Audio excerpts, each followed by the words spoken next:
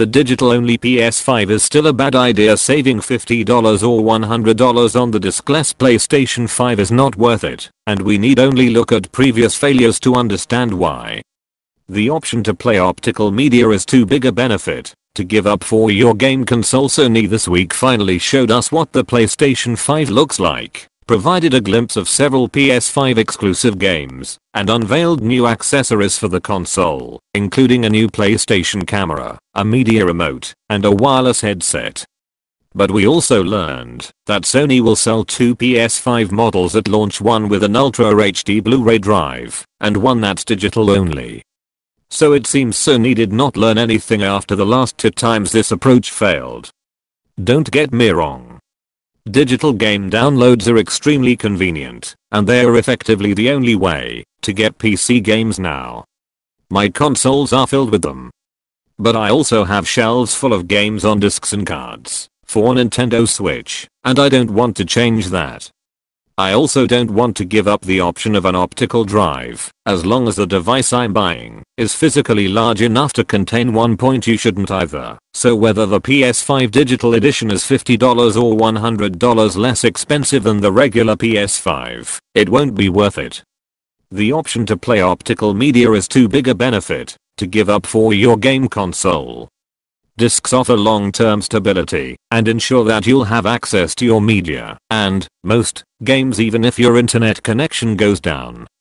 They give you more options, and they don't take away from your ability to download and install whatever you want on your console's hard drive. This goes beyond games, especially with Sony finally including an Ultra HD Blu-ray player on its system after curiously skipping it for the PS4 and sticking with 1080p Blu-ray. Finally, the PS5 can play 4K HDR movies on physical media. That's a huge boon. As is the inherent backwards compatibility of being able to put on your favorite Blu-rays, DVDs, and CDs. The PS5 might not be able to play many PlayStation games predating 2014, but optical media playback means you can enjoy movies and music reaching back decades. This has been proven twice before, once by Sony itself. The Xbox One, along with the Xbox One S and the Xbox One X, got a diskless version called the Xbox One S All Digital, appropriately shortened to Xbox One SAD. We weren't fans, because saving $50 on the console didn't make up for losing all that functionality as a media hub with physical media support. But years before, even Sony discovered the perils of going download only with the PSP Go, a version of the PlayStation Portable that relied on downloads, and eschewed Sony's own proprietary Universal Media Disc, UMD, media.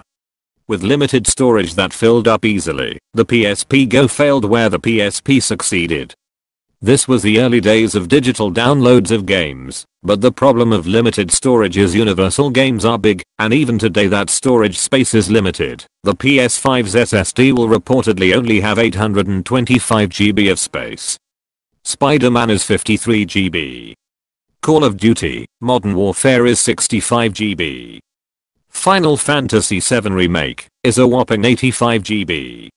That adds up fast, and having it on disk instead of needing to download it whenever you want to play it is really useful. The SSD on the PS5 should result in incredible performance, and installing most, if not all of a game onto it will be beneficial, but you still need a way to get those dozens of gigabytes on there.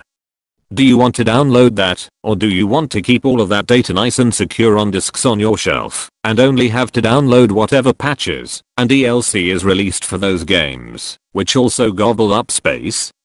Maybe this will be less of an issue in the future, when 8TB SSDs are growing on trees and everyone is hooked up to gigabit fiber. And if you stream all of your media in addition to downloading all of your games, more power to you.